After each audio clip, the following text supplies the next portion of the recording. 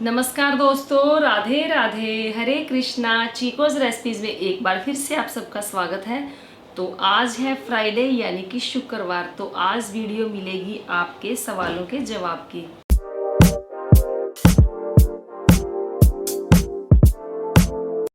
चीकोज recipes को subscribe करें, bell icon को टैप करें ताकि मेरी हर वीडियो की नोटिफिकेशन आप तक सबसे पहले पहुंचे। तो हर बार बोलती हूँ कि मेरी पूरी कोशिश रहती है कि आप सभी के सवालों के जवाब दूँ, फिर भी रह जाते हैं तो चलो कोई बात नहीं। अगर ज़्यादा सवाल हुए तो पार्ट 2 तो आपको मिलेगा ही मिलेगा। तो चलिए पहला सवाल ले लेते हैं। तो पहला सवाल है मीना का कि लड्डू गोपाल जी को प्रतिदिन स्नान कराना चाहिए, वस्त्र वही पहनाने चाहिए, कृपया मार्गदर्शन करें। तो जी बिल्कुल, लड्डू गोपाल जी को डेली स्नान करवाना चाहिए। उनकी जो पोशाक है डेली बदलनी चाहिए। हम भी तो जो कपड़े एक बार पहनते हैं अगले दिन वही कपड़े नहीं पहनते हैं, हम उन कपड़ों को धोकर पहनते हैं। लेकिन ठाकुर जी के कपड़े धोए नहीं जाते हैं। हाँ, अगर आपने घर में बनाए हुए हैं तो उसे धो सकते हैं। तो यही कहूँगी कि उन्हें प्रतिदिन स्नान करवाएं और उन्हें जो पोशाक है उनकी डेली चेंज करें। फिर सवाल है सुनीता रानी का कि राधे राधे मैम, कहते हैं कि एकादशी में लड्डू गोपाल जी को अन्न का भोग नहीं लगता, बट मैम हम लड्डू गोपाल को अपना बेटा मानते हैं तो उन्हें उनका भोग भी लगाते हैं, क्योंकि अगर हम खाना खाते हैं तो अपने बेटे को कैसे भूखा रखें, क्या हम ठीक करते हैं? प्लीज़ रिप्लाई, अन्न का भोग लगाएं या नहीं। तो जी देखिए, ये सभी चीज़ें आपके अपने भावों पे डिपेंड करती है। मुझे अपना पता है कि मैं अपने ठाकुर जी को, जो राधा कृष्ण का विग्रह है, उन्हें भी अन्न का भोग एकादशी के दिन नहीं लगाती हूँ। कहते हैं कि एकादशी के दिन भगवान को अन्न का भोग नहीं लगाना चाहिए। बाकी आप कह रहे हैं गोपाल जी को मैं अपना बेटा मानती हूँ और अगर मैं उन्हें भूखा कैसे रख सकती हूँ, तो देखिए आपके भावों पर डिपेंड करता है टोटली। और रही बात कि भूखा कैसे रख सकती हूँ, तो देखिए जब व्रत रखा जाएगा तो उन्हें दूध, फ्रूट, ड्राई फ्रूट या जो व्रत का खाना होता है वो खिलाया ही जाता है। तो भूखा रहने का तो कोई मतलब ही नहीं है। फिर सवाल है कि आर्ट्स का कि राधे राधे, मेरा सवाल यह है कि क्या पूजा से पहले भोजन करना चाहिए और इस बार ज़रूर बताइएगा। तो जी आपका सवाल आ गया है और उसका जवाब ये है कि कुछ लोग कहते हैं कि हम जैसे बिना नहाए चाय पी लेते हैं, उसके साथ बिस्किट वगैरह खा लेते हैं, तो हम उसके बाद पूजा करते हैं, स्नान फिर बाद में करते हैं। कुछ लोगों का नियम होता है कि हम नहा धोकर और बिना कुछ खाए पिए ही पूजा करते हैं।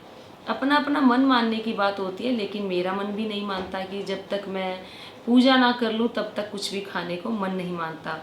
तो एक कहावत भी है ना कि भूखे भजन ना होए गोपाला, ये ले अपनी कंठी माला। तो कई बार ऐसा होता है कि बहुत तेज़ भूख लगी है या किसी ने कोई दवाई लेनी होती है कि खाली पेट दवाई नहीं ली जाती, तो उसको खाना पड़ता है। तो वैसे पूजा अगर आप खाली पेट करते हैं तो आपका पूजा में ध्यान ज़्यादा लगता है। जैसे मैंने अभी आपको बताया कि किसी ने दवाई लेनी है जैसे, तो खाली पेट नहीं ली जाती, तो कुछ खाया पिया जा सकता है। अगर आप बिना खाए पिए पूजा करते हैं तो आपके अंदर आलस्य नहीं आएगा, आपका जो ध्यान है वो पूजा में ज़्यादा से ज़्यादा लगेगा। तो इसीलिए जो खाली पेट है वो पूजा अर्चना की जाती है। फिर सवाल है माई क्यूट कान्हा जी का कि आपने जो कान्हा जी की ज्वेलरी मेकिंग मटेरियल दिखाया था उससे कुछ बनाना बताएं। तो जी जो मैंने सामान आप लोगों को दिखाया था उससे मैंने जैसे एक राधा रानी की एक छोटी सी टोकरी बनानी बताई। अभी आगे आगे आपको इयररिंग्स बनाने बता दूंगी और उनके कंगन कैसे बनाए जाते हैं, उनकी पायल कैसे बनाई जाती है। कोशिश करूंगी धीरे धीरे वो सभी वीडियोस आपको मिले। कान्हा जी की जो पगड़ी की अटैचमेंट है वो कैसे बनाई जाती है उसकी वीडियो भी आप लोगों को मिल जाएगी। फिर सवाल है गिरधर जू का कि क्या हम ठाकुर जी को सोयाबीन ऑयल में बना भोग खिला सकते हैं। कुछ लोग कहते हैं कि सोयाबीन ऑयल में ठाकुर जी को खाना बनाकर भोग नहीं लगाना चाहिए। तो जी ऐसा कुछ भी नहीं है। जो सोयाबीन ऑयल है वो एकादशी के व्रत में नहीं खाया जाता, राइस ब्रेन ऑयल एकादशी व्रत में नहीं खाया जाता, और जो सरसों का तेल है वो एकादशी के व्रत में नहीं खाया जाता, तो उसका भोग भी नहीं लगाया जाएगा। तो बाकी किसी भी व्रत में आप ठाकुर जी को सोयाबीन हो या जो भी ऑयल आप खाते हैं उसमें खाना बनाकर भोग लगा सकते हैं। पहले की बात कुछ और थी, पहले लोग देसी घी के अलावा कुछ भी नहीं खाते थे, तो लेकिन आजकल देसी घी पॉसिबल नहीं है, तो जो भी ऑयल आप अपने घर में खाते हैं उसका भोग लगा सकते हैं। फिर सवाल है सोनी पंडित का कि दिल्ली मैम हम दिल्ली से हैं, क्या वॉशरूम जाने के बाद नहा के भोग लगाना चाहिए? आप कितनी बार नहाते होंगे? तो जी ऐसा कुछ नहीं है कि आप जितनी बार वॉशरूम जाएंगे उतनी बार आपको स्नान करना होगा, ऐसा कुछ भी नहीं है। आप जब वॉशरूम जाए उसके बाद अपना अच्छे से मुंह हाथ धो लें, उसके बाद आप अपने ठाकुर जी की जो सेवा पूजा अर्चना करनी है करें। फिर सवाल है हिमांशु शर्मा का कि लड्डू गोपाल जी का बर्थडे आप कैसे सेलिब्रेट करती हैं? तो जी मैं लड्डू गोपाल जी का जो बर्थडे सेलिब्रेट करती हूँ, उन्हें उस दिन पंचामृत से स्नान करवाया जाता है और उनका जो पसंदीदा भोग होता है वो बनाया जाता है। ठाकुर जी के लिए घर में केक भी बनाया जाता है, उसका भोग लगाया जाता है। फिर थोड़ी देर बैठ के उनके पास भजन कीर्तन कर लिया जाता है और ठाकुर जी को जो उनका बर्थडे है वो विश किया जाता है। बस बिल्कुल साधारण तरीके से जो उनका जन्म दिवस है वो मैं मनाती हूँ। फिर सवाल है श्वेता जिंदल का कि मुझे आपकी वीडियो अच्छी लगती है, आप मेरे मन में भाव आया कि एकादशी व्रत रखूं, मुझे बताइए कि कब से शुरू करना चाहिए और कैसे करते हैं, नियम पालन, प्रसाद क्या बनता है? तो जी इसके ऊपर मैंने वीडियोस बनाई हुई हैं, लेकिन फिर भी अभी जो एकादशी आएगी उससे पहले आप लोगों को वीडियो मिल जाएगी। लेकिन फिर भी थोड़ा सा बता देती हूँ कि कहते हैं कि शुक्ल पक्ष की एकादशी से जो व्रत है शुरू करना चाहिए। तो लेकिन मेरे नज़रिए में जो भी एकादशी आ रही हो, चाहे वो शुक्ल पक्ष हो या कृष्ण पक्ष हो, या जिस एकादशी से आपका मन में भाव आए कि मुझे व्रत करना है, तो उसी दिन से आपको व्रत शुरू कर देना चाहिए। क्योंकि हमेशा बोलती हूँ काल करे सो आज कर, आज करे सो पल में परलय होएगी, बहुरी करेगो कब। तो ये नहीं सोचना चाहिए कि अगली एकादशी आएगी या शुक्ल पक्ष की एकादशी आएगी तभी से व्रत रखना है। भाव आज आपके मन में आया, कृष्ण पक्ष की एकादशी के दौरान आपके मन में भाव आया व्रत रखना है, और हमें इंतजार करना पड़ेगा 15 दिन का। तो 15 दिन में क्या राजा होगा, क्या प्रजा होगी, हो सकता है उस दौरान आपको कोई ऐसा काम पड़ जाए कि आप अपना व्रत शुरू कर ही ना पाए। तो इसीलिए जब मन में अच्छे भाव आ जाएं तभी आप वो काम कर लें। और वैसे भी भगवान के कामों के लिए, भगवान की पूजा के लिए, अच्छे कर्मों के लिए इंतज़ार नहीं करना चाहिए। जब आपके मन में आए तब वो अच्छे काम कर लें। फिर सवाल है यश वशिष्ठ का कि मैंने इस माखन वाले कृष्ण मूर्ति को घर में डेकोरेशन में रखा है और ये मूर्ति फाइबर या प्लास्टिक की है। तो जी कोई बात नहीं, ये मूर्ति प्लास्टिक की है या फाइबर की है तो वो कान्हा जी आपके मन में भाव होने चाहिए उनकी पूजा के लिए, उनकी अर्चना के लिए और उनकी सेवा के लिए।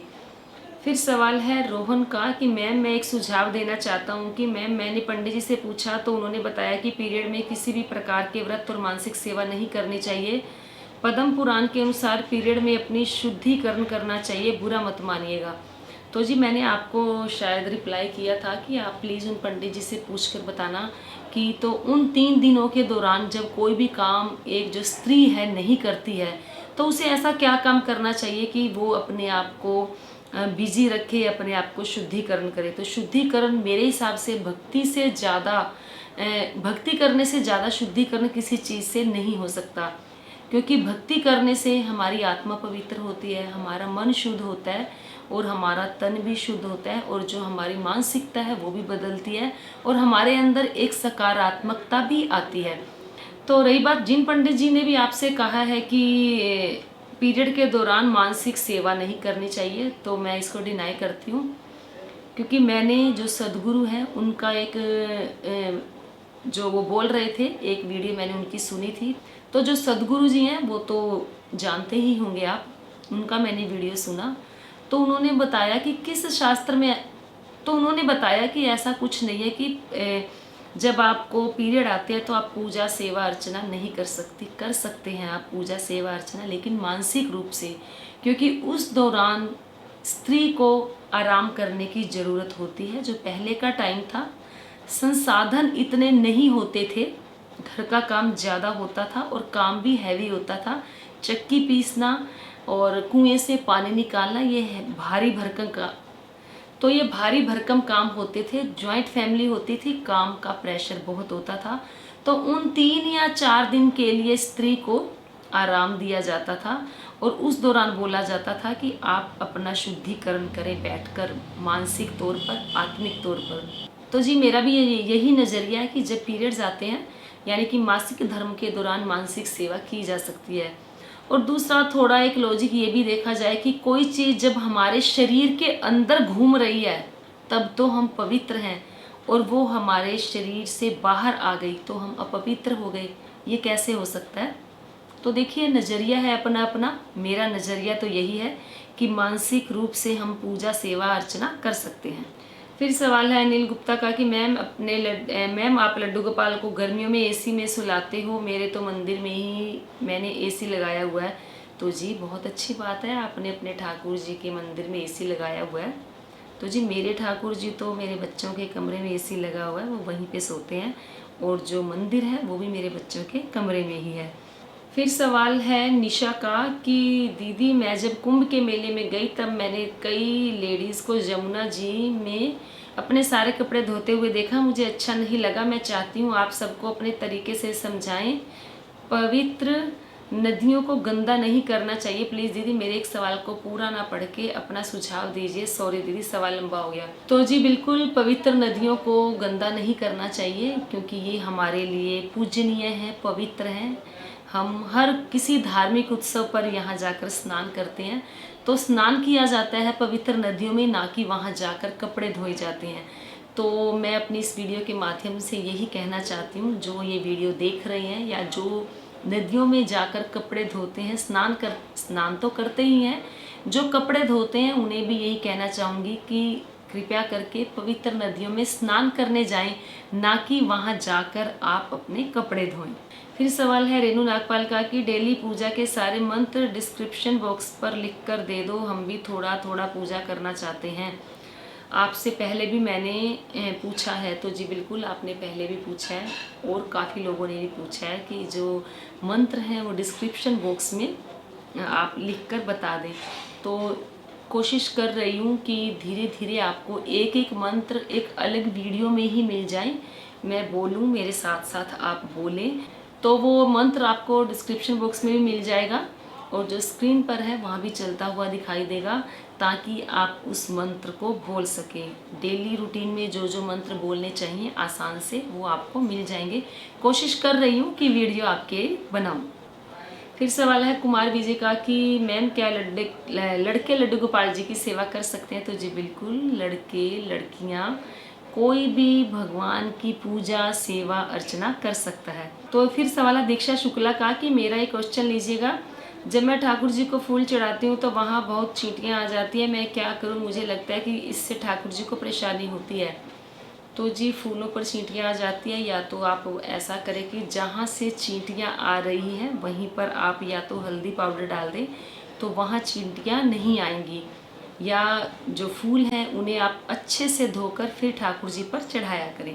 फिर सवाल है श्रेष्ठा का कि मैम जब मैं लड्डू गोपाल जी को सुलाने जाती हूँ तो उनको कंबल से कवर करती हूँ, जब मैं हर दिन उठाती हूँ तो मैं हर बार देखती हूँ तो मैं कि मेरे लड्डू गोपाल जी के चेहरे से कंबल हटा रहता है, कृपया मुझे बताएं। तो जी भाव होते हैं अपने अपने, तो मैं तो ये नहीं कह सकती कि आपका भ्रम है या आपका वहम है। सब कुछ पॉसिबल है, हमारे भाव शुद्ध हैं, ठाकुर जी हमारी सेवा स्वीकार करते हैं। जब हम उन्हें भोग लगाते हैं यही सोचकर भोग लगाते हैं ना कि वो हमारे जो भोजन हमने उनके सामने रखा है वो भोग लगाएंगे। जब हम उन्हें सुलाने की कोशिश करते हैं या उन्हें सुलाते हैं तो हमें लगता है ना कि वो सोते हैं, तभी तो हम उन्हें सुलाते हैं। तो अगर उन्हें आपको लगता है कि चेहरे से उनके कंबल हट जाता है तो हो सकता है उन्हें गर्मी लग रही हो, तो उनका जो कंबल है हटा लेते हो अपना। तो जी अपने अपने भाव हैं, हर चीज़ पॉसिबल है। फिर सवाल है संतोष राज का कि मेरा सवाल है मेरे घर में लहसुन प्याज खाते हैं, मुझे भी खाना पड़ता है, क्या मैं तुलसी माला धारण कर सकती हूँ या नहीं? तो जी वैसे शास्त्रों के अनुसार तुलसी माला धारण करने के बाद प्याज लहसुन नहीं खाना चाहिए। लास्ट सवाल जवाब वाली वीडियो में भी मैंने बताया था कि मैंने तुलसी माला धारण की हुई थी, काफ़ी टाइम से धारण की हुई है। पहले जब मैं लहसुन प्याज खा लेती थी, तुलसी माला धारण की हुई थी तब भी मैंने। अब मैं लहसुन प्याज 1.5-2 साल से बिल्कुल नहीं खाती हूँ, तुलसी माला मैंने अब भी धारण की हुई है। तो अगर आपके मन में इच्छा है, दृढ़ संकल्प है कि आपने लहसुन प्याज को त्यागना है, छोड़ना है, तुलसी माला धारण करनी है, तो तुलसी माला धारण करें। तो आप खुद देखेंगे कि धीरे धीरे जो आपने लहसुन प्याज है वो छोड़ दिया है। तो ये थे आप सभी के सवालों के जवाब। पार्ट 2 आपको मिलेगा ही मिलेगा। तो उम्मीद करती हूँ आपको आज की जो ये वीडियो है, जो सवालों के जवाब हैं, ज़रूर पसंद आए होंगे। तो लाइक करें, शेयर करें, चैनल को सब्सक्राइब करना बिल्कुल ना भूलें। हमेशा की तरह अपने सुझाव देते रहें। आज के लिए इतना ही, फिर मिलते हैं। धन्यवाद। हरे कृष्णा।